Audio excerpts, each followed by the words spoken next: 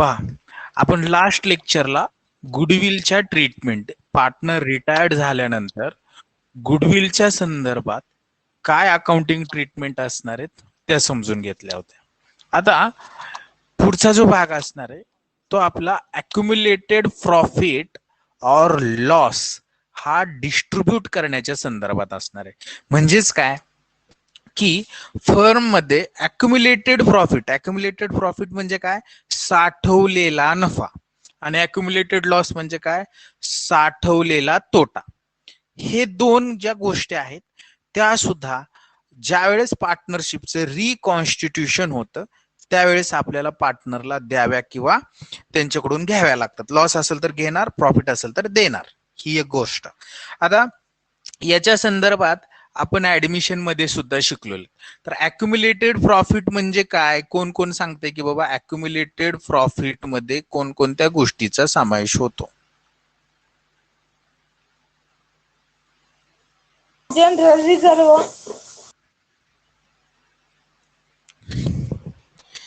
बरोबर सांगितले, general reserve. अजून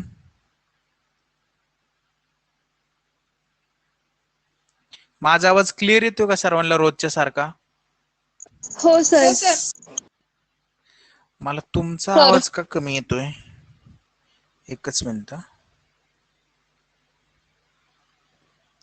मला तुमचा आवाज कमी येतोय.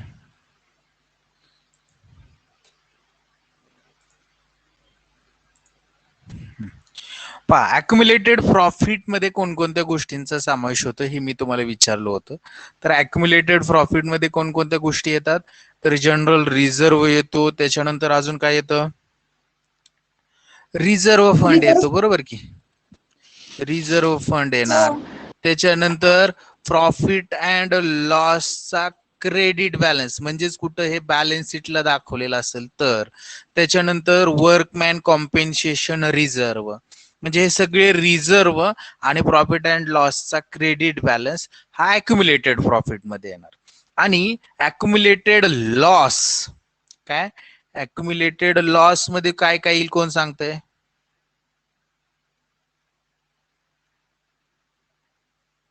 Capital account debit. Accumulated loss हा कॅपिटल अकाउंटच्या डेबिटलाच ट्रान्सफर करतो आपण, तिने ते बरोबर सांगितलं. पण एखादा आयटम सांगा की बाबा हा अक्युम्युलेटेड लॉस आहे. जसं मी तुम्हाला सांगितलं प्रॉफिट अँड लॉसचा क्रेडिट बॅलन्स जो असतो तो अक्युम्युलेटेड प्रॉफिट असतो. तर याच्या उलट प्रॉफिट अँड लॉसचा डेबिट बॅलन्स जो असेल तो काय असतो, आपला लॉस असतो, म्हणजेच तो अक्युम्युलेटेड लॉस असेल. त्याच्यानंतर अजून आपण काय म्हणूया, बँक ओव्हरड्राफ्ट. नाही नाही, बँक ओव्हरड्राफ्ट हे आपली लॅबिलिटी आली, तो काय लॉस नाही. तर शक्यतो हा एकच आयटम आहे की जो डेबिट बॅलन्स असतो, लॉस तेवढाच फक्त अक्युम्युलेटेड लॉस असणार. त्याच्यानंतर दुसरे काही अक्युम्युलेटेड लॉस मध्ये शक्यतो आता आपल्याला बघायला भेटत नाही. तर हा लॉस किंवा प्रॉफिट, जर प्रॉफिट असेल तर आपण कुठं लिहितो, तुम्हाला माहिती सर्वांना, प्रॉफिट कुठं लिहितो, पार्टनर्स कॅपिटल, क्रेडिट साइडला. पार्टनर्स कॅपिटल किंवा करंट अकाउंट असेल तर त्या करंट अकाउंटच्या कुठं लिहिणार, क्रेडिट साइडला लिहिणार. काय असेल, जर समजा प्रॉफिट असेल, अक्युम्युलेटेड प्रॉफिट असेल तर, आणि जर लॉस असेल तर कुठं लिहिणार, डेबिट साइड. डेबिट साइडला. Very good. लॉस असेल, अक्युम्युलेटेड लॉस असेल तर तो पार्टनर कॅपिटल अकाउंट किंवा करंट अकाउंट जे आहे ते डेबिट साइडला लिहिणार, बरोबर. आता मला फक्त याची जनरल एंट्री मला तुमच्याकडून अपेक्षित आहे. जर प्रॉफिट असेल तर पार्टनर्स कॅपिटलच्या क्रेडिटला लिहितो. याची जनरल एंट्री जर करायचं म्हटलं तर पार्टनर्स कॅपिटल किंवा करंट अकाउंटला आपण काय देऊ त्याच्या जनरल एंट्री मध्ये, डेबिट. डेबिट देणार. डेबिट देणार का, क्रेडिट देणार का, डेबिट, क्रेडिट देणार का डेबिट देणार, कन्फ्युजन आहे तुमचं. क्रेडिट, पार्टनर्स कॅपिटलला क्रेडिट. हा, म्हणजेच काय, जो प्रॉफिट वाटणार आहे, उदाहरणार्थ जनरल रिझर्व हा अक्युम्युलेटेड प्रॉफिट आहे, तर आपण एंट्री करायचं, पहा, general reserve account debit to partners capital account credit to to all partner. आता इथं अक्युमुलेटेड सगळ्या पार्टनरला वाटावं लागेल, ओल्ड म्हणायचं नाही, ऑल म्हणणार आपण. To all partners capital account असेल तर कॅपिटल, किंवा जर करंट अकाउंट असेल तर करंट अकाउंट म्हणणार. ही अशी जनरल एंट्री होईल. आणि त्यांनी तेच सांगितले या ठिकाणी बघा, रिझर्व अकाउंट डेबिट. आता ऑल टाइप्स ऑफ रिझर्व किंवा accumulated profit account debit to partners capital. आता हे पार्टनर्सच्या जागेवर मी फक्त इथं ऑल शब्द लिहिला, कारण की सगळे पार्टनर्स असणार आहे. किंवा करंट अकाउंट हे असणार आहे. क्लिअर काही सर्वांना एंट्री प्रॉफिट जर असेल तर? हो सर. हो सर. हो सर. ओके. आणि लॉस असेल तर याच्या विरुद्ध होईल. काय होईल लॉसची? Old partners capital account debit to capital account debit to all type is बरोबर. All types of accumulated losses. profit account debit. बरोबर. All partners capital account debit. All partners capital किंवा करंट म्हणू आपण, current account debit to accumulated loss. हा फक्त profit and लॉसच असेल, तो profit and loss account. त्यामुळे त्यांनी फक्त प्रॉफिट अँड लॉसच लिहिले बघा 2 नंबरच्या. All partners capital account debit to profit and loss account अशी एंट्री होईल जर लॉस असेल तर. हे क्लिअर का? अक्युमुलेटेड प्रॉफिट आणि लॉसच्या जनरल एंट्री त्या झालेल्या आहेत आपल्या ऍडमिशन मध्ये. काय सांगा? रिटर्न सांगू का परत? हो सर, बरं, परत सांगा ना. परत सांगतो ऐका. काय आता मी पुस्तकातली थिअरी वाचत वाचत समजून सांगल. ऑन रिटायरमेंट म्हणजे रिटायरमेंटच्या वेळेस of a partner any reserve. बघा, रिटायरमेंटच्या वेळेस एखादा रिझर्व असेल किंवा अक्युमुलेटेड प्रॉफिट असेल, म्हणजे साठवलेला प्रॉफिट असेल किंवा अक्युमुलेटेड लॉस असेल, is transfer to capital or current account of partner. हा कुठे ट्रान्सफर केला जातो? पार्टनर्स कॅपिटल अकाउंटला किंवा करंट अकाउंटला. जर समजा तो प्रॉफिट असेल अक्युमुलेटेड प्रॉफिट तर पार्टनर्स कॅपिटलच्या डेबिट साइडला ट्रान्सफर केला जातो. काय? जर प्रॉफिट असेल तर डेबिटला. आणि जर समजा अक्युमुलेटेड लॉस असेल तर पार्टनर्स कॅपिटल किंवा करंट अकाउंटचे कुठे ट्रान्सफर करणार आपण ते? क्रेडिटला. क्रेडिट साइडला आहे. हा, चुकीचं सांगितलं का बरोबर सांगितलं? आता हे सांगा. सर चुकीचं सांगितलं तुम्ही. तेच बोलते सर. तुम्ही चुकीचं सांगितलं सर. आणि कोणीच काय बोललो नाही. कोणीच काय नाही बोललो सर, तुम्ही चुकीचं सांगितलं. माहिती आहे सर, थांबा. हा. तर जर समजा लॉस असेल तर पार्टनर्स कॅपिटलचे कुठं लिहिणार? डेबिट साइडला. डेबिट साइडला. आणि जर प्रॉफिट असेल तर पार्टनर्स कॅपिटलचे कुठं लिहिणार? क्रेडिट साइडला. क्रेडिट. Credit मी side ज्या वेळेस पार्टनर्स कॅपिटल अकाउंट म्हणून त्यावेळेस त्याच्या माग पार्टनर्स करंट अकाउंट सुद्धा असतच, लक्षात राहून दे. म्हणजे पार्टनर्स कॅपिटल किंवा करंट अकाउंट. जर लॉस असेल तर डेबिटला, प्रॉफिट असेल तर क्रेडिटला लिहिणार. कुठं? आणि हा कसा वाटणार? त्यांच्या प्रॉफिट शेअरिंग रेशो मध्ये आपण काय करणार? तो शेअर करणार. बरोबर. जर समजा प्रॉफिट असेल अक्युमुलेटेड तर त्याची एंट्री पार्टनर्स कॅपिटलच्या क्रेडिटला आपल्याला तो रेकॉर्ड करायचा आहे. म्हणजे पार्टनर्स कॅपिटल अकाउंट किंवा करंट अकाउंटला जनरल एंट्री मध्ये काय देणार आपण? क्रेडिट देणार. क्रेडिट. देणार मग सर. मग डेबिट कशाला देणार? ऑल टाइप्स ऑफ रिझर्व किंवा All types of accumulated reserve. Profit. Accumulated profit account. हा हा, म्हणजेच काय की आता मी काय तुम्हाला सांगितलं की एंट्री काय होईल? ऑल टाइप्स ऑफ रिझर्व म्हणजेच accumulated profit account debit to partners capital account किंवा करंट अकाउंट. फक्त ऑल पार्टनर्स म्हणायचं. एंट्री कळली का? परत एकदा सांगतो. General reserve account debit. आता हा जनरल रिझर्वच का घेतला? कारण की प्रॉब्लेम मध्ये बऱ्याचशा वेळा जनरल रिझर्वच दिलेला असतो लॅबिलिटीला, म्हणून तो अक्युमुलेटेड प्रॉफिट आहे. म्हणून त्यांनी म्हटले की all types of reserve. General reserve पेक्षा रिझर्व फंड असेल, वर्कमॅन कॉम्पेन्सेशन रिझर्व असेल, अजून कोणता रिझर्व असेल तर तो रिझर्व अकाउंट डेबिट टू ते पार्टनर्स कॅपिटलला लिहायचंय. To capital, to all partners capital किंवा करंट अकाउंट अशी एंट्री जर प्रॉफिट असेल तर. क्लिअर का? हो सर. ओके. आणि जर समजा लॉस असेल, तर याच्या विरुद्ध लॉस असेल तर आपण लॉसला काय देतो?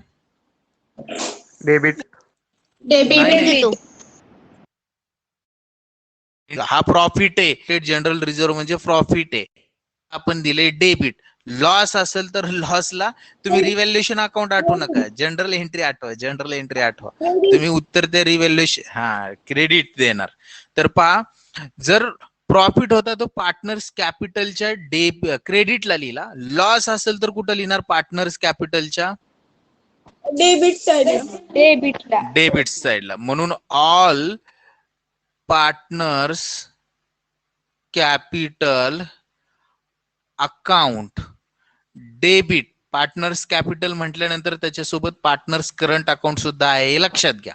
All partners capital account debit to accumulated loss. All accumulated loss, त्यालाच प्रॉफिट अँड लॉस म्हणजेच कंसात मी लॉस म्हणतो अकाउंट. अशा पद्धतीची एंट्री होईल. क्लिअर का सर्वांना? हो सर. ओके. आणि नॅरेशन इतकं मोठं लिहित बसण्याची गरज नाही. प्रॉफिट असेल तर लिहायचं बिईंग जनरल रिझर्व्ह किंवा accumulated profit distributed among old partners. आणि जर लॉस असेल तर being accumulated losses distributed among old partners.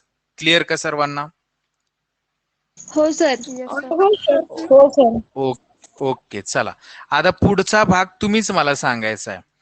पहा, या ठिकाणी त्यांनी असं म्हटलंय की revaluation of asset and reassessment of liabilities. म्हणजेच थोडक्यात काय? रिव्हॅल्युएशन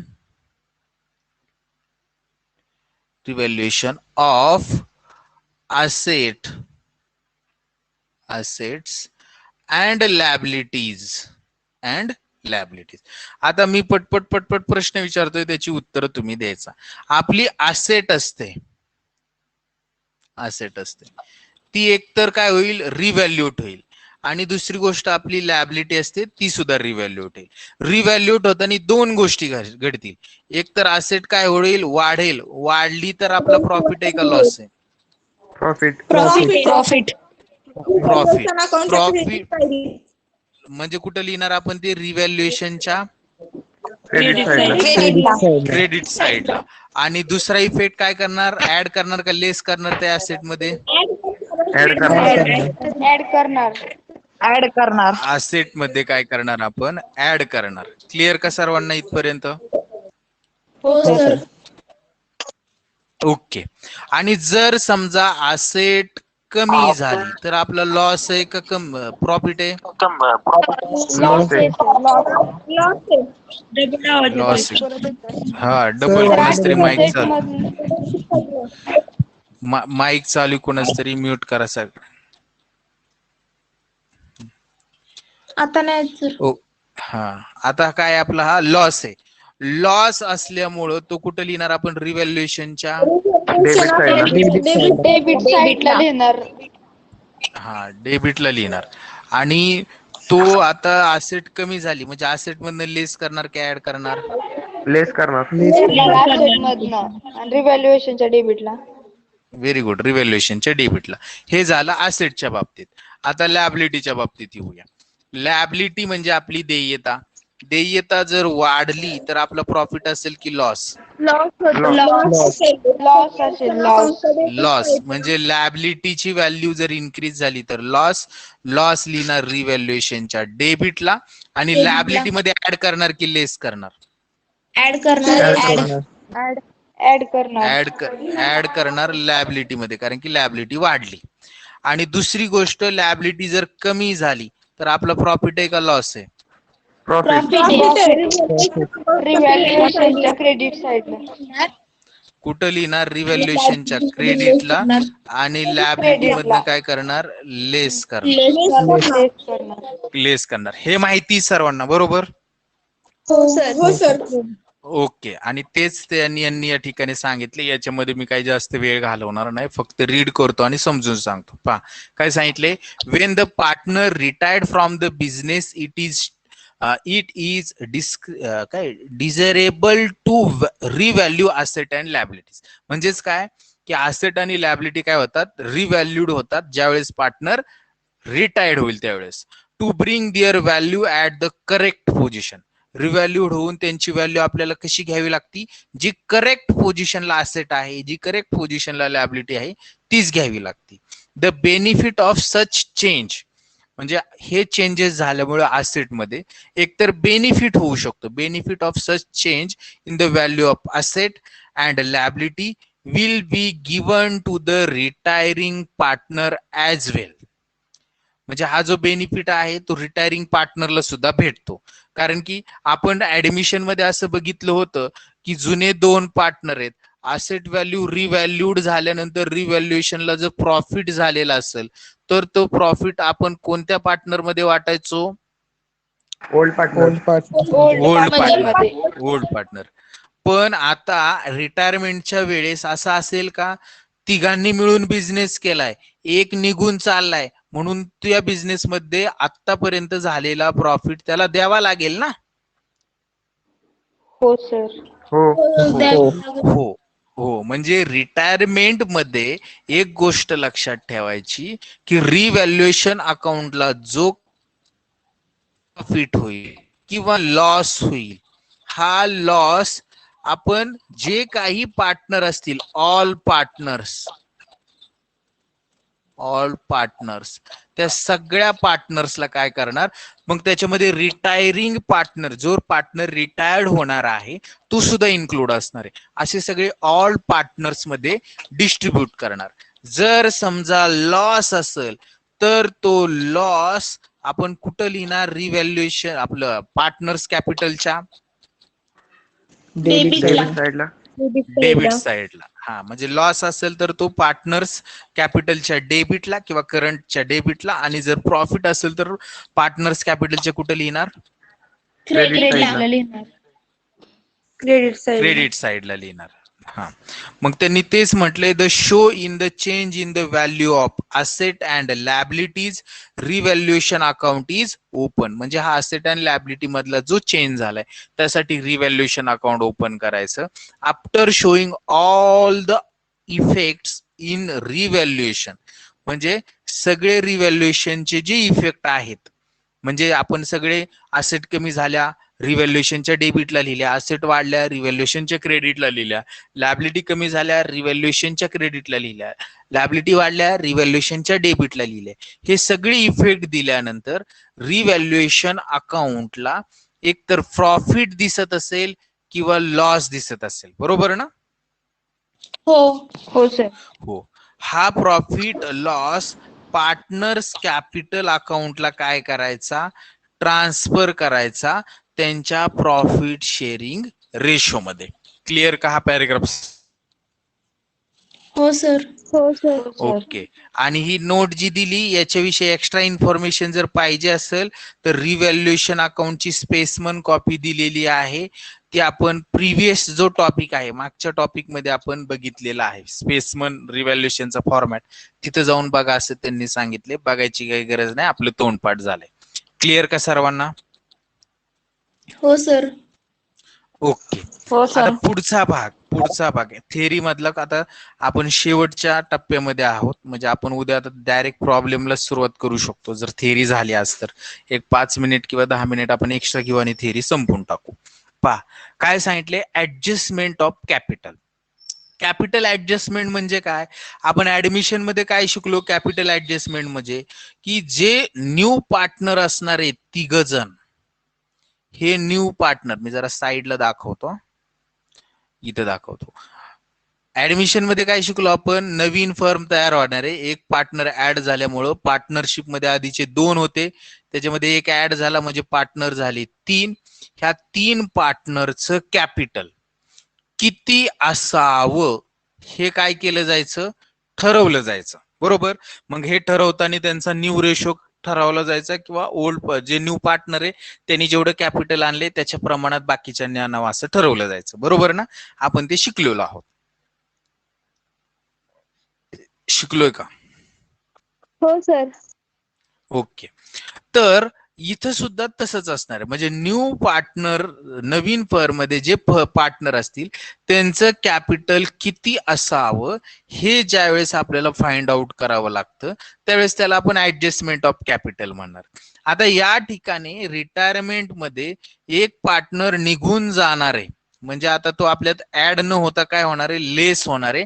आणि राहिलेले जे 2 पार्टनर असतील या 2 पार्टनरचं कॅपिटल किती असावं हे त्या ठिकाणी आपल्याला कॅल्क्युलेट करावं लागणार. त्यालाच आपण काय म्हणणार, ऍडजस्टेड कॅपिटल.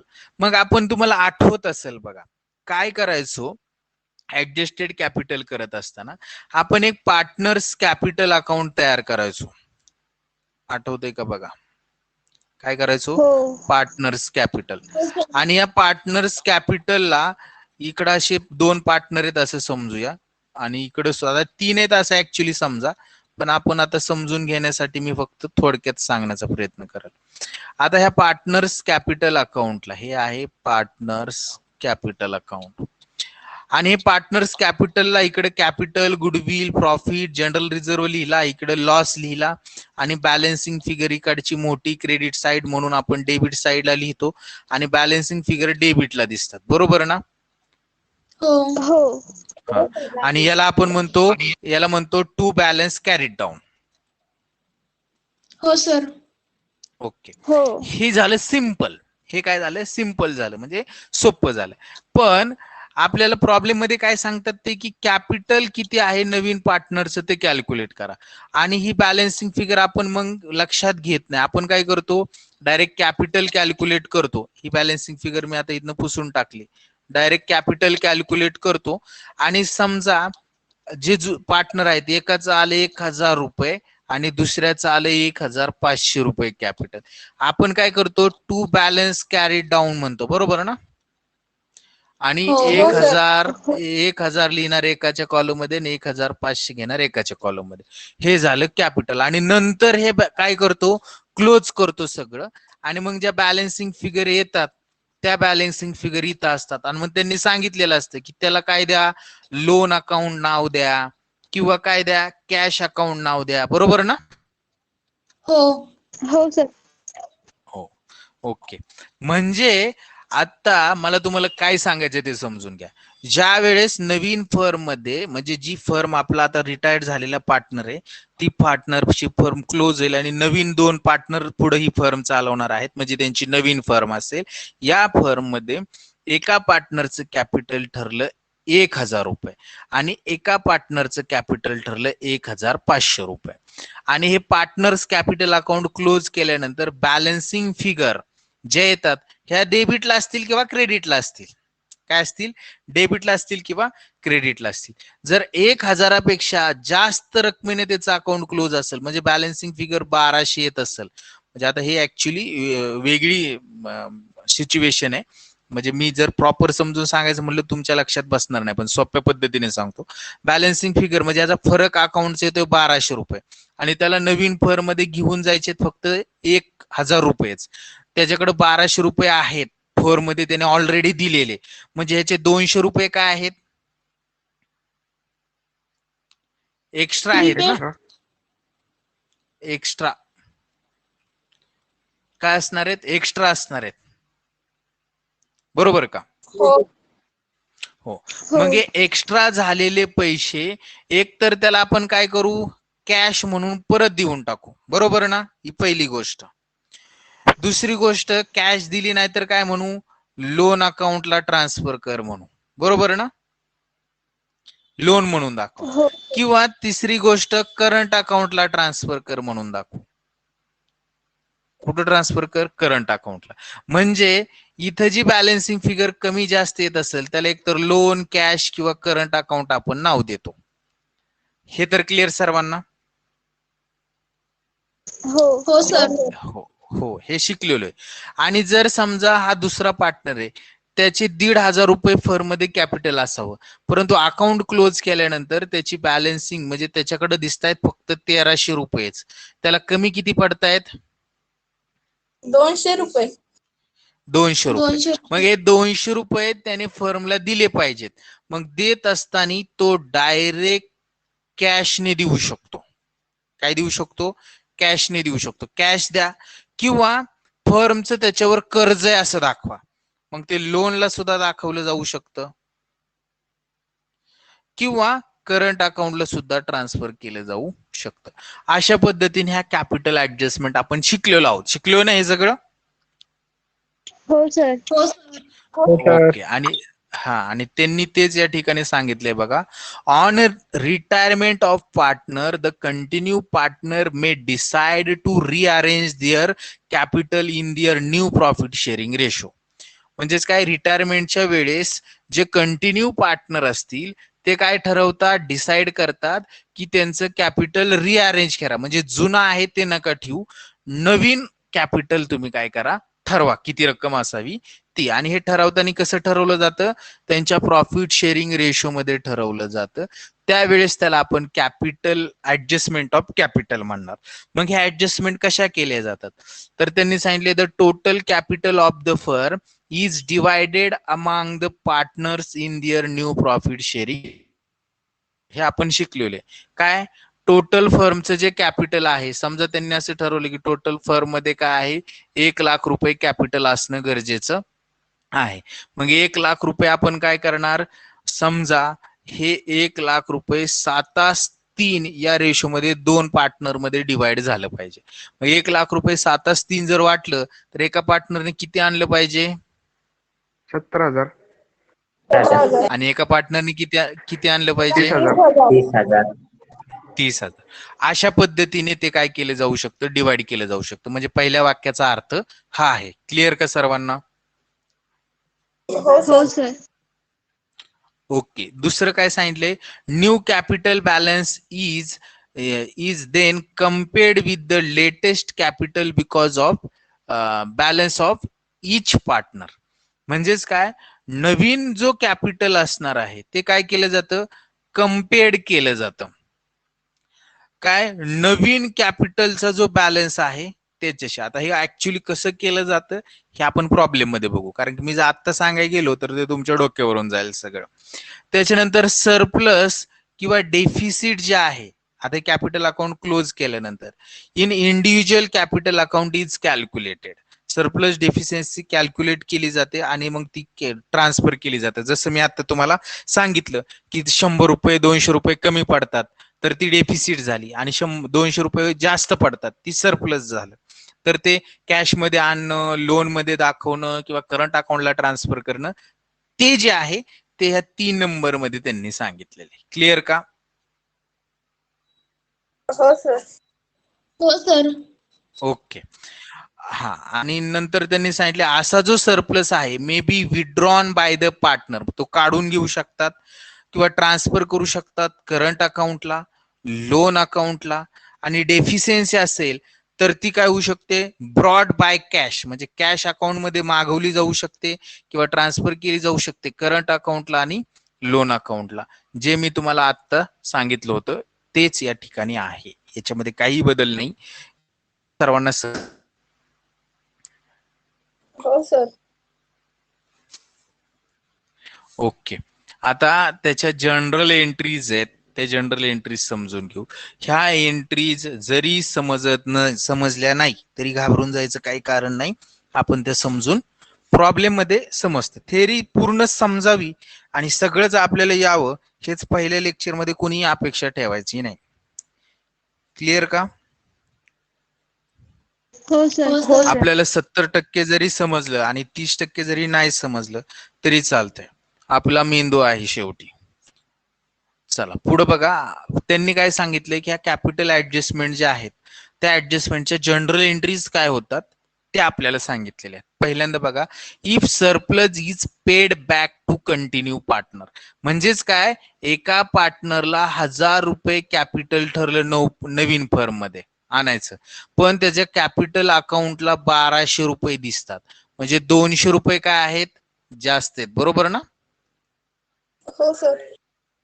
हो ओके. सर. मग हे 200 रुपये जे जास्त आहेत ते त्याला आपण पेड करायचे. म्हणून त्यांनी म्हटले इफ सरप्लस जास्त आहेत म्हणजे तो सरप्लस आहे, is paid back to continue partner. ते कंटिन्यू पार्टनरला जर पेड करायचे असतील तर आपल्याला ते पैसे त्याला द्यावे लागणार आहेत, म्हणजे आपल्याकडून कॅश जाणार आहे. म्हणून कॅश अकाउंटला क्रेडिट किंवा बँक अकाउंटला क्रेडिट आणि ज्याला द्यायचे त्याला डेबिट. क्लिअर का? हो. हो सर. ओके. हे म्हणजे एंट्री काय होईल, continue partners capital account debit, पैसे त्याला द्यायचे 200 रुपये, म्हणून to cash oblique bank account. Entry समजली? हो हो सर. ओके.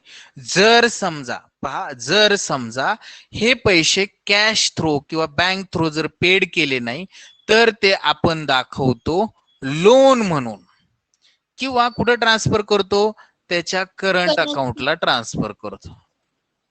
बरोबर का? हो सर. हो सर.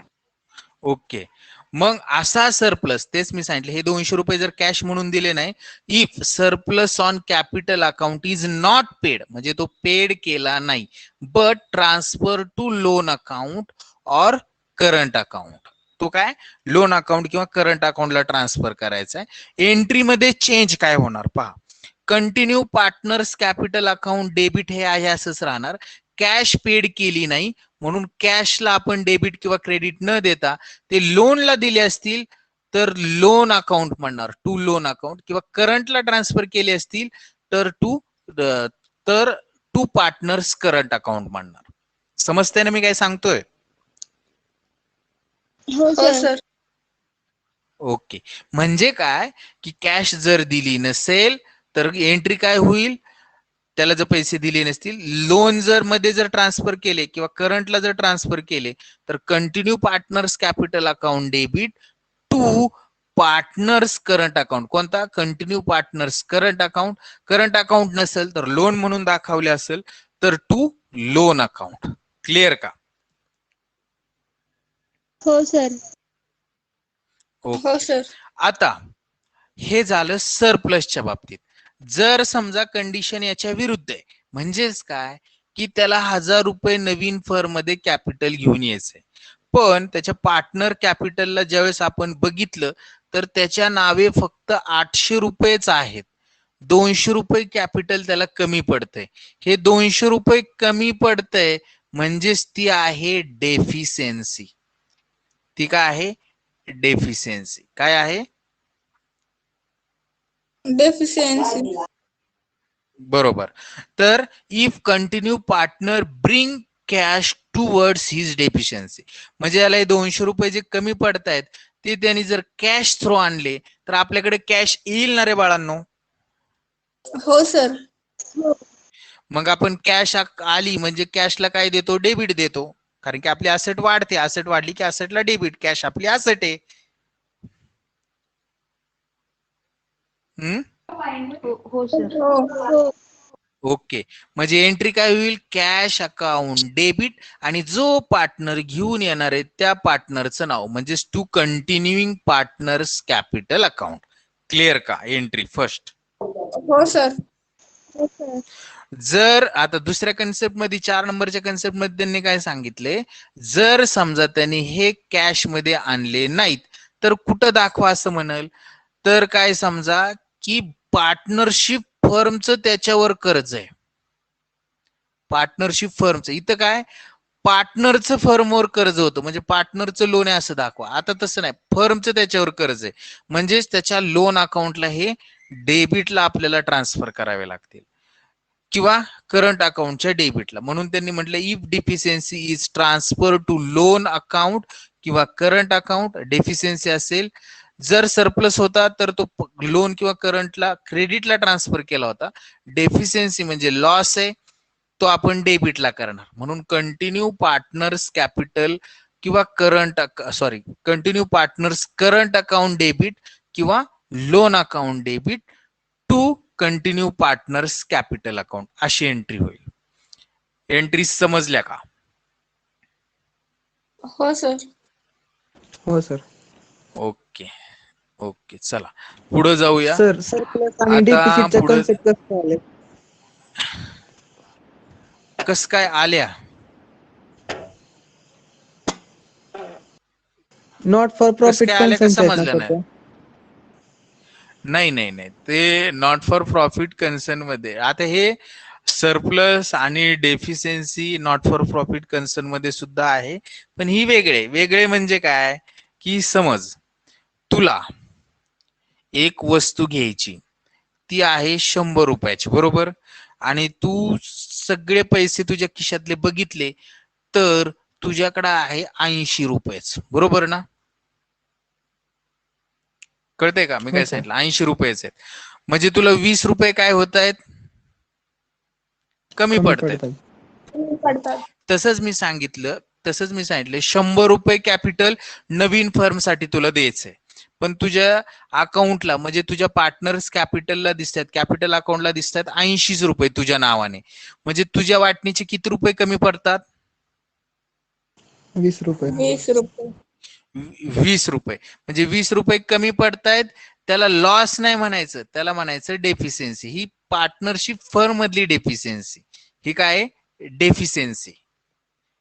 कळलं का? हो सर. ओके. हा, आणि जर समजा तुला 100 रुपयाची वस्तू घ्यायची आणि तुझ्याकडं आहेत 120 रुपये, म्हणजे तुझ्याकडे जास्त किती रुपये आहेत? 20 रुपये. 20. 20 रुपये. 20 रुपये. म्हणजे तू पार्टनरशिप फर्म मध्ये आहे, तुला फर्मला कॅपिटल नवीन फर्म मध्ये येत असताना आणायचे 100, पण जुन्या फर्म मध्ये तुझं कॅपिटल अकाउंट ज्या वेळेस बघितलं त्या अकाउंट मध्ये तुझ्या दिसत आहेत 120 रुपये, म्हणजे तुझं अकाउंट काय आहे 20 रुपयाने? जास्त आहे. जास्त आहे. जास्त. म्हणजेच काय? सरप्लस आहे. जास्त आहे म्हणजेच काय? सरप्लस आहे. कळलं का आता हे सरप्लस डेफिशियन्सी? हो सर. हो हो सर. सर. ओके, चला पुढे जाऊया. आता हे काय सांगितलं ह्या पॅराग्राफ मध्ये ते समजून घेऊया. आणि शेवट, एकच मिनिट, शेवटच्या ह्या जनरल एंट्री आहेत. किती वाजलेत कोण सांगते? 8 वाजून. हा, एक 9 वाजेपर्यंत थांबण्याची तयारी आहे का सर्वांची? एक 15 मिनिट. हो सर. हो सर. म्हणजे आपली ही सगळी थेअरी संपेल. आपण मग उद्यापासून डायरेक्ट प्रॉब्लेमला सुरुवात करूया, म्हणजे आपला पहिला प्रॉब्लेम असेल. चला, हे जरा मी फास्ट समजून सांगण्याचा प्रयत्न करतो तो होत नाही, मला स्लो सांगावं लागतं. If a partner retired from firm on any day. आता काय होतं की आता आपल्याला रिटायरमेंट ज्यावेळेस आपण टॉपिक शिकणार आहे ना, त्याच्यामध्ये पार्टनर जो आहे ना तो नेहमी वर्षाच्या शेवटी रिटायर्ड झालाय असं दाखवलं जाईल, वर्षाच्या शेवटी. पण असं होत नाही ऍक्च्युली, इन प्रॅक्टिकली व्यवहारामध्ये असं होत नाही. तो रिटायर्ड, आपलं वर्ष कधी सुरू होतं फायनान्शियल इयर कोण सांगतंय? 1/4 ला सुरू होतं आणि संपतं कधी त्याची? 4 31 मार्चला. 31 मार्चला संपतं. आणि हा रिटायर्ड होणारा कार्यकर्ता जर समजा रिटायर्ड झाला 30 जूनला, 30/6ला, म्हणजे वर्ष सुरू झाल्यापासून तो आपल्या सोबत किती महिने काम करत होता, बिझनेस मध्ये होता? 3 महिने. 3 महिने. 3 महिने होता. बघा, एप्रिलचा पूर्ण, मेचा पूर्ण आणि जून 30 जून ही तारीख आहे, बरोबर, म्हणजे तो जून पूर्ण, असे 3 महिने होता, बरोबर. मग या 3 महिन्यामध्ये फर्म काय बसून खाणार नाही. फर्मने काहीतरी व्यवहार केले असतील, काहीतरी खरेदी केली असेल, काहीतरी विक्री केली असेल, बरोबर ना? हो. बरोबर का? हा. आणि फर्मला एकतर काय झालं असेल या 3 महिन्यामध्ये, काहीतरी प्रॉफिट झाला असेल किंवा काहीतरी लॉस झाला असेल, बरोबर. हो सर. हो. पण गमतीचा भाग असा असतो की आपण आपले अकाउंट प्रॉफिट झालाय किंवा लॉस झालाय हे आपल्याला कधी कळतं? आपण पार्टनरशिपचं फायनल अकाउंट तयार करतो ते वर्षाच्या शेवटला. शेवटला.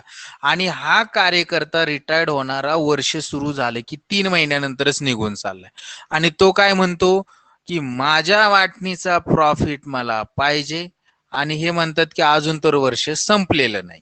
मग याच्या वाटणीचा प्रॉफिट जर याला द्यायचा असेल तर तो कसा काढायचा?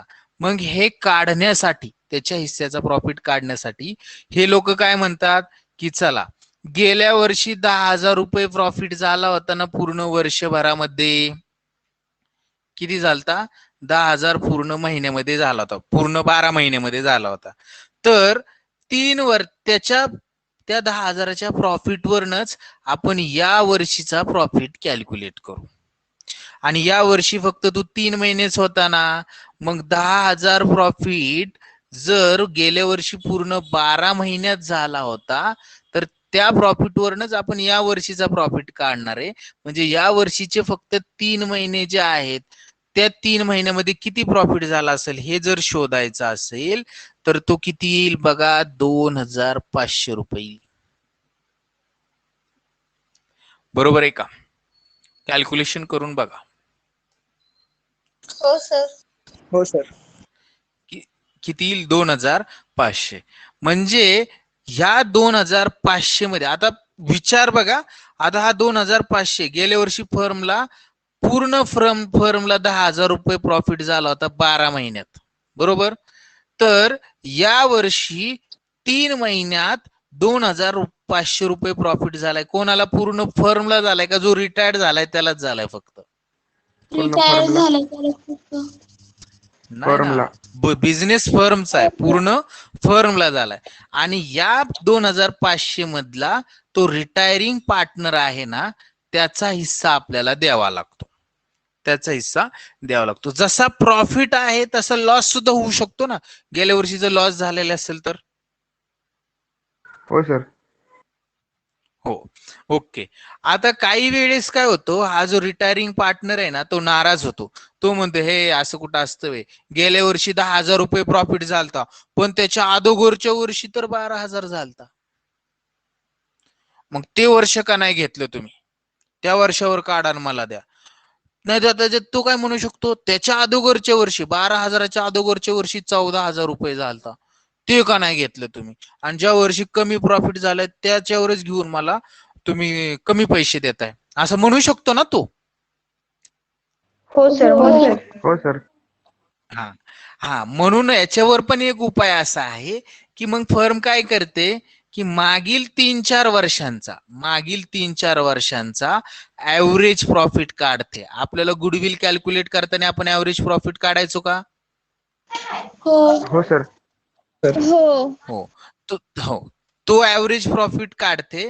म्हणजे 3-4 वर्षामध्ये ऍव्हरेज प्रॉफिट काढून त्या प्रॉफिटवर, मग 3-4 वर्षाचा ऍव्हरेज प्रॉफिट जर समजा 12,000 रुपये आला, 4 वर्षाचा काढल्यानंतर आपण 12,000 रुपये आला, तर याच्यावर आपल्याला 3 महिन्याचा कॅल्क्युलेट करायचा. म्हणजे पूर्ण वर्षाचा 12 आहे तर 3 महिन्याचा किती असेल? 3,000. तर 3 महिन्याचा किती?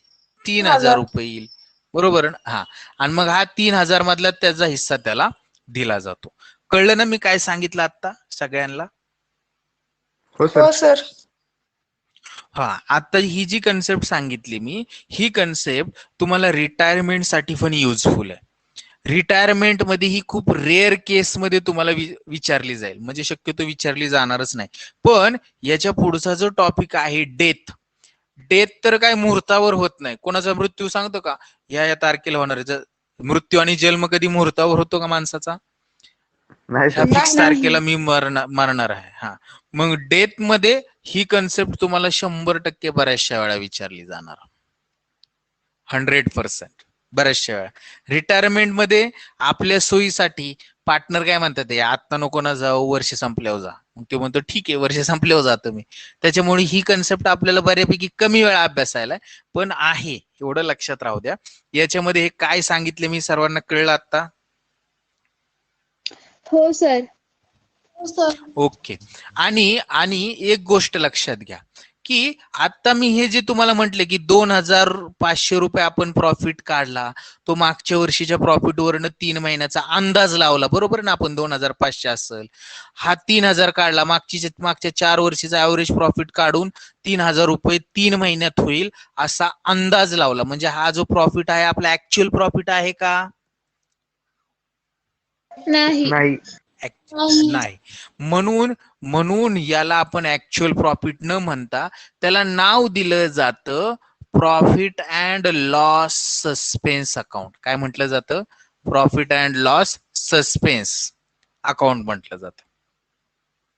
म्हणजे तो जो प्रॉफिट असेल त्याला प्रॉफिट अँड लॉस सस्पेन्स म्हटलं जातं. क्लिअर का सर्वांना सस्पेन्स कसं आलं? कारण की माहिती नाही, सस्पेन्स आहे अजून, तो किती असेल ऍक्च्युअली माहिती का? नाही. हा माहित कधी होईल? वर्ष संपल्यानंतर माहित होईल. पण तो वर्ष संपेस तोपर्यंत थांबायला तयार नाही आणि तो हिस्सा तो मागतोय, मी चाललोय, माझे पैसे मला पाहिजे. मग आपण त्याचा हिस्सा कॅल्क्युलेट करण्यासाठी अंदाज केला, 2,500 रुपये 3 महिन्याचा प्रॉफिट होईल, तो मागच्या वर्षीच्या प्रॉफिट वरनं काढला, किंवा 3,000 रुपये मागच्या 4 वर्षीच्या प्रॉफिट वरनं काढला.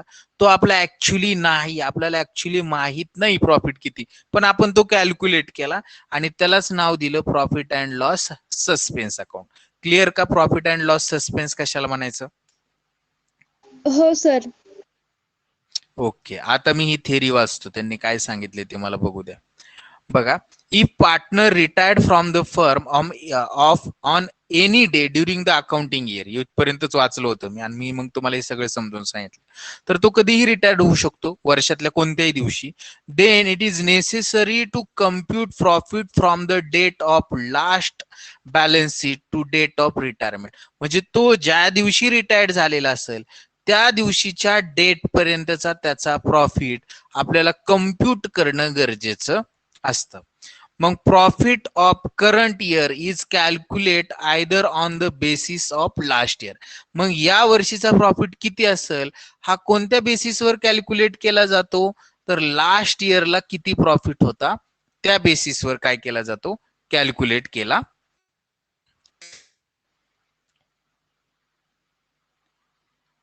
मी तुम्हाला सांगितलं ना, मागच्या वर्षीच्या प्रॉफिट वरनं काढला जातो किंवा ऍव्हरेज प्रॉफिट काढला जातो मागील 2-3 वर्षाचा. सांगितलं ना आत्ताच. हॅलो, आवाज येतोय का? हो सर. हो. तर हा, लास्ट इयरच्या प्रॉफिट वरनं किंवा ऍव्हरेज प्रॉफिट वरनं तो काय केला जातो? कॅल्क्युलेट केला जातो. आणि मग तो कॅल्क्युलेट केलेला प्रॉफिट जो आहे तो proportionate profit for the part of year, म्हणजे तेवढ्या 3 महिन्याचा तो प्रॉफिट कॅल्क्युलेट केला जातो. आणि हा कॅल्क्युलेट केलेला शेअर जो आहे त्यातला जो शेअर आहे रिटायरिंग पार्टनरचा तो कॅल्क्युलेट केला जातो आणि तो शेअर काय केला जातो? त्याला दिला जातो. मग त्याची जनरल एंट्री कशी होईल ते त्यांनी सांगितलंय. जर समजा transfer profit to retiring partner, जर समजा तो प्रॉफिट असेल तर काय एंट्री होते? Profit and loss suspense account debit to retiring partners capital किंवा करंट अकाउंट. समजलं सर्वांना? हो सर. हो सर. ओके. आणि जर समजा तो जर लॉस असेल तर तो पार्टनरला भरून काढावा लागतो, तो पार्टनर्स कॅपिटलच्या डेबिटला येणार. म्हणून रिटायरिंग पार्टनर्स कॅपिटल अकाउंट किंवा current account debit to profit and loss suspense account. समजलं? हो सर. हो सर. एंट्री. हो सर. ओके. आणि आता हे शेवटचा एक पॅरेग्राफ आहे तो एंट्रीचा, तो एक 5 मिनिटात संपू आणि आपण जाऊया. काय सांगितले बघा त्यांनी? रिटायरिंग पार्टनरला, आता जो पार्टनर रिटायर्ड होणार आहे, बरोबर ना? रिटायर्ड होणार आहे म्हटल्यानंतर तो काय त्याच्या हिश्श्याचे पैसे सोबत घेऊन जाणार आहे, त्याचा जो शेअर आहे तो सोबत घेऊन जाणार आहे, बरोबर ना? त्याचे पैसे त्याला द्यावे लागतील, द्यावे लागतील का नाही? हो. हो. हो. मग ते कसे द्यायचे आणि ते दिल्यानंतर त्याची एंट्री काय होती ते या ठिकाणी सांगितले. बघा, पहिल्यांदा त्यांनी असं म्हटलंय की जर समजा त्याला लमसम अमाऊंट, म्हणजे त्याला जर 10,000 रुपये द्यायचे असतील तर 10,000 रुपये एकदम देऊन टाकले, म्हणून त्यांनी म्हटले the entire amount payable to retiring partner, सगळीच्या सगळी अमाऊंट जी देय आहे रिटायरिंग पार्टनरला is paid in one instalment. म्हणजे काय? एकाच इन्स्टॉलमेंट मध्ये ऍट अ टाइम, एकाच वेळेस जर दिली, एकाच इन्स्टॉलमेंट मध्ये सगळी अमाऊंट पेड केली, 10ची 10,000 रुपये दिले, तर आपल्याकडून कॅश जाते ना? हो सर. हो. ओके, म्हणजे कॅश अकाउंटला आपण देणार क्रेडिट, कॅश अकाउंटला देणार क्रेडिट, आणि ज्याला पैसे द्यायचेत कोणाला द्यायचेत? रिटायरिंग पार्टनरला द्यायचेत, बरोबर का? हो. हो. हो. मग रिटायरिंग पार्टनरला देणार आपण डेबिट, म्हणून जनरल एंट्री होते retiring partners capital account debit to cash oblique bank account. Clear का इथपर्यंत? हो सर. हो सर. ओके. नंबर 2 ची एंट्री बघा.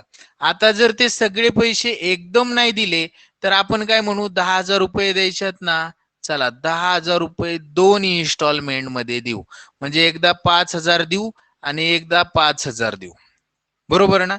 म्हणजे जर इन्स्टॉलमेंट मध्ये दिलेले असते, म्हणून त्यांनी म्हटले the amount due to retiring partner may be paid and balance is transfer to loan account. म्हणजे निम्मे पैसे 5,000 रुपये दिले कॅश मध्ये, तर एंट्री काय होईल? Retiring partners capital account debit to cash account, निम्मे दिले त्याचे, आणि निम्मे जे राहिले ते इन्स्टॉलमेंट मधले ते काय करणार आपण? Retiring partners capital account debit to retiring partners loan account, त्याचं लोन म्हणून दाखवणार. क्लिअर का? हो हो सर. सर. क्लिअर का? ओके. आणि लोन म्हटलं की याच्यावर काय आलं? व्याज आलं. लोन म्हटलं काय? तो काय म्हणून, बाबा तुम्ही एकदम देत नाही, मग माझं लोन म्हणून दाखवतो, मला त्या पैशावर व्याज द्या, तुम्ही पैसे वापरणार आहेत पुढच्या काही दिवस, व्याज द्या. मग जर व्याज असेल, व्याज जर चार्ज केलं, पहिल्यांदा चार्जची एंट्री, व्याज आकारण्याची एंट्री आणि व्याज पेड करण्याची एंट्री, अशा 2 एंट्रीज कराव्या लागतात. व्याज आकारण्याची एंट्री, व्याज फर्मच्या दृष्टिकोनातून काय आहे? खर्च आहे का काय? लॉस आहे? देणं म्हणजे लॉस आहे. लॉस आहे. लॉस आहे, बरोबर. म्हणून लॉसला देतो डेबिट, इंटरेस्ट अकाउंट डेबिट, आणि हे द्यायचंय कोणाला? रिटायरिंग पार्टनरला, म्हणून to retiring partners capital account, sorry retiring partners loan account, कारण की ते लोनवरचं इंटरेस्ट आहे. Entry clear? हो सर. ओके. आणि हे लोन, हे इंटरेस्ट जर पेड केलं तर कॅश जाते आपल्याकडून, म्हणून त्यांनी म्हटलंय when interest paid in cash. Interest जर कॅश मध्ये जर पेड केलं तर retiring partners loan account debit to bank account, अशी एंट्री होईल, कारण की इंटरेस्ट पेड केलं. आणि 3 नंबरला त्यांनी असं सांगितलंय बघा, इथे 3 नंबरला थोडस फास्ट घेतो. 3 नंबरला, if the total amount due retiring partner, म्हणजे आता इन्स्टॉलमेंट मध्ये पेड न करतात, ते काय म्हटले की जे पेड करायचेत ना ते आता काय आपण देऊ शकत नाही, लोन म्हणून त्याला दाखवू, कर्ज म्हणून आपल्या बॅलन्स शीटलाच ठेवूया, म्हणून त्याची एंट्री होईल retiring partners capital account debit to retiring partners loan account. वरची एंट्री आहे अशी खाली आली, बघितलं? सगळ्याचे सगळं लोन म्हणून दाखवणार, म्हणजे 10,000 रुपये द्यायचेत तर 10,000 पूर्णच्या पूर्ण लोन म्हणूनच दाखवणार, म्हणून retiring partners capital account debit to retiring partners loan account. Clear का? हो सर. हो सर. आवाज बंद झाला सगळ्यांचा. हो सर. हो सर. ओके. आणि लास्ट 4 नंबर, जास्त शिकवल्यावर जास्त जड होतं म्हणावं सर, हरकत नाही. बघा 4 number, if amount due to retiring partner is partly paid in cash and balance transfer to loan account. Same आहे, काय पार्टली पेड केली कॅश मध्ये, म्हणजे 10,000 रुपये होते, थोडस काय केले त्यांनी, कन्फ्युजन केले हे देताना. 10,000 रुपयातले 5,000 कॅश मध्ये पेड केले आणि 5,000 काय दाखवले, हे कॅश मध्ये दिले, आणि हे लोन म्हणून जर दाखवलेले असतील तर एंट्री होईल आपली retiring partners capital account debit 10,000 रुपये, त्यातली कॅश दिली म्हणून टू कॅश 5,000 रुपये, आणि राहिलेली कुठं दाखवले? लोनला, म्हणून to retiring partners loan account 5,000 रुपये, अशी एंट्री. क्लिअर का सर्वांना एंट्रीज? हो सर. हो सर. हो सर. ओके. तर अशा पद्धतीने आपली सगळी थेअरी संपलेली आहे. फक्त शेवटचा टेबल मी थोडासा फास्ट घेतला, जास्त एक्सप्लेनेशन दिलं नाही, पण ते इन प्रॉब्लेम मध्ये तुम्हाला ते समजून जाणारच आहे. आज शिकवलेलं सगळं समजलं का? हो सर. हो सर. हो सर. हो सर. ओके, चला.